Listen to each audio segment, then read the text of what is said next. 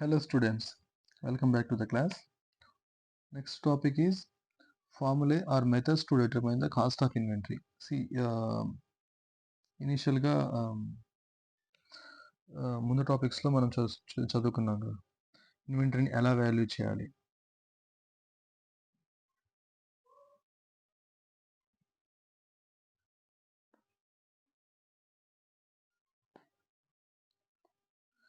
Okay, ఎలా value చేయాలి?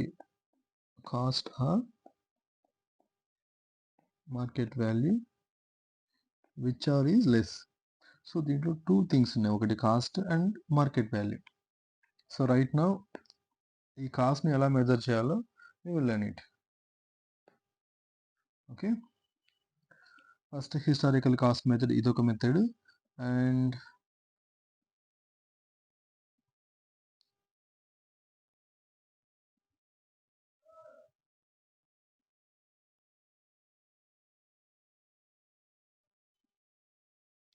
Non historical cost methods. So historical cost మెథడ్లో మళ్ళీ మనకు డిఫరెంట్ కైండ్ ఆఫ్ మెథడ్స్ ఉన్నాయి.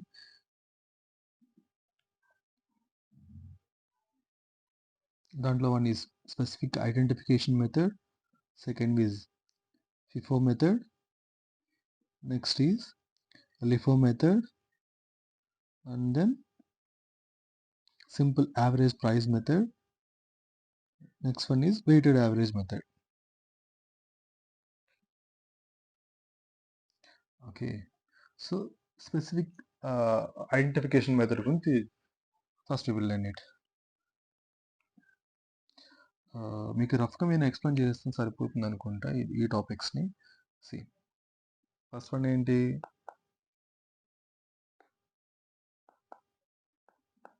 స్పెసిఫిక్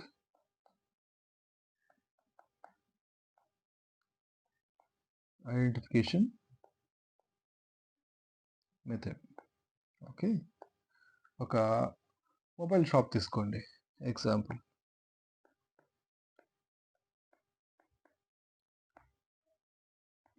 సో ఈ మొబైల్ షాప్ వాడు ఏం చేస్తున్నాడంటే ఓన్లీ శాంసంగ్ ఫోన్ మాత్రమే సేల్ చేస్తున్నారు అనుకోండి. ఓకే, అగైన్ శాంసంగ్లో మీకు డిఫరెంట్ మోడల్స్ ఉంటాయి కదా. సే S1 అనుకోండి, just example, I don't know ఈ మోడల్ ఉందో లేదో నాకు తెలియదు. S2 ఒకటి, S3 ఒకటి, S4 ఒకటి, S5 ఒకటి, అండ్ ట్యాబ్స్లో ఒక మోడల్ ఉంది అనుకున్నాం వీళ్ళ దగ్గర. ఓకే, సి, ఒక స్పెసిఫిక్ డేట్ 31st March 2024 అనుకోండి. సో ఈ రెండుకి మనం స్టాక్ వాల్యుయేషన్ చేయాలి. ఈ ప్రోడక్ట్ ఒక 2 యూనిట్స్ ఉన్నాయి, ఇవి ఒక 3 యూనిట్స్ ఉన్నాయి.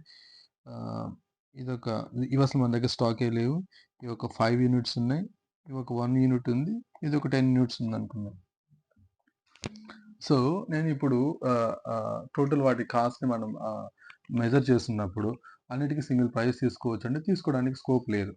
ఎందుకంటే each one has separate acquisition price, separate దానికి అక్విజిషన్ ప్రైస్ ఉంది. కాబట్టి ఆ కేసులో ఏం చేస్తామంటే S1 మన దగ్గర ఎన్ని యూనిట్స్ ఉన్నాయి? 2 యూనిట్స్ ఉన్నాయి. సే ఈచ్ వన్ ఈజ్ 5,000 రూపీస్ అనుకోండి, that becomes 10,000 rupees. And S2 models మన దగ్గర ఎంత ఉన్నాయి? 3 ఉన్నాయి అనుకోండి, ఈచ్ వన్ ఈజ్ 10,000 రూపీస్ అనుకోండి. So this becomes 30,000 rupees.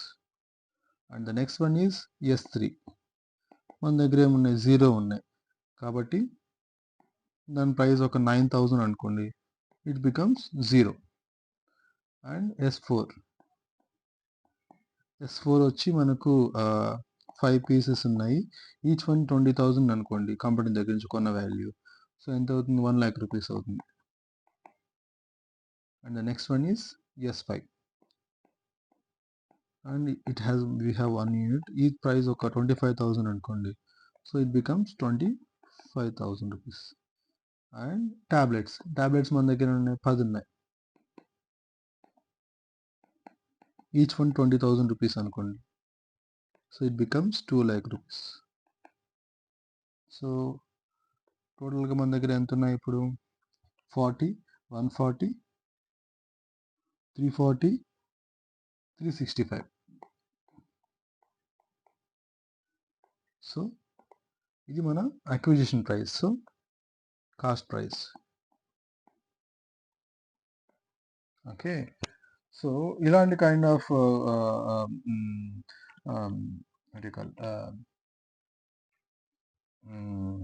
Suppliers దగ్గర మనం ఈ మెథడ్ని యూజ్ చేయాల్సి వస్తుంది. దీన్ని వాటికల్ స్పెసిఫిక్ ఐడెంటిఫికేషన్ మెథడ్ అంటాం. సో దాని గురించి మీకు క్లియర్గా ఒక పేరా ఇచ్చారు అండ్ ఒక ఎగ్జాంపుల్ కూడా ఇచ్చారు. And the second one is FIFO method.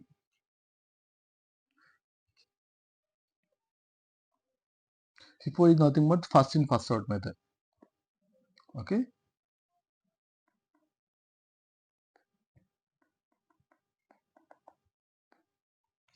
Okay. Second example తీసుకోండి. ఎస్, నేను ఒక రైస్ మిల్ నడుపుతున్నాను అనుకోండి.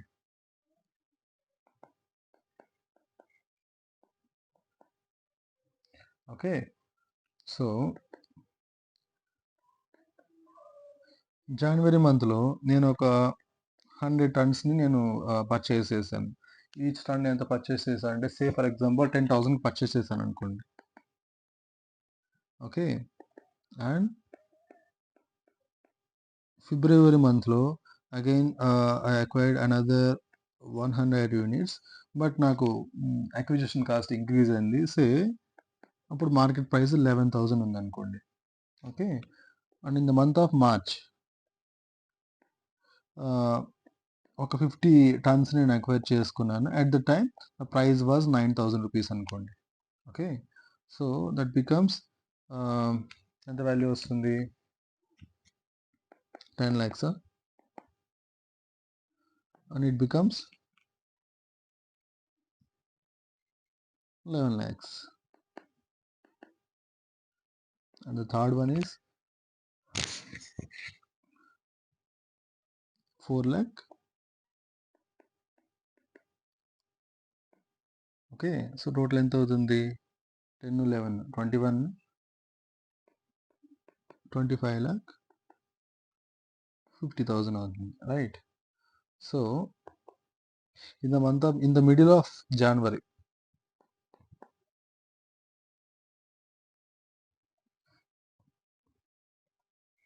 లేకుంటే ఏప్రిల్ అనుకోండి.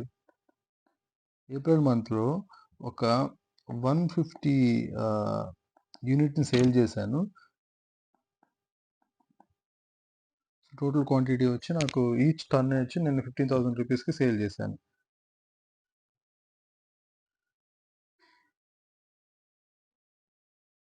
ఓకే.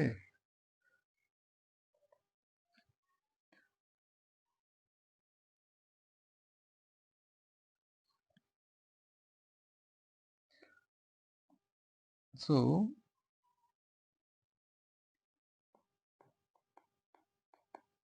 50,000 రూపీస్ అవుతుంది.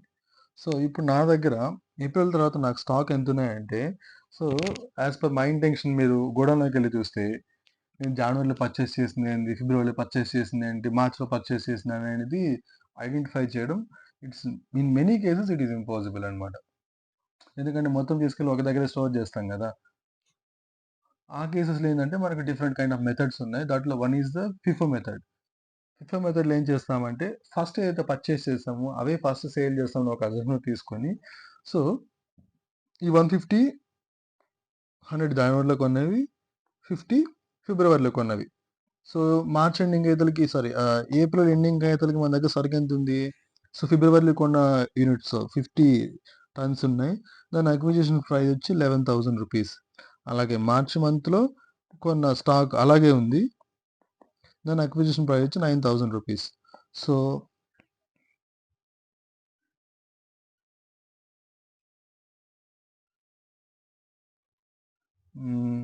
50 multiplied with 5,50,000 rupees. And the second one is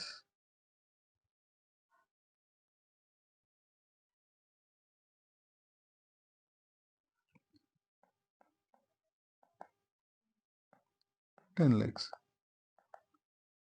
That means by the end of April, నా దగ్గర ఎంత స్టాక్ వాల్యూ ఎంతుందంటే 10,00,000 ఉంది. దీంట్లో మనం ఫిఫో మెథడ్‌ని ఐడెంటిఫై చేస్తాం. Okay. In case of LIFO మెథడ్‌లో ఏమవుతుందంటే,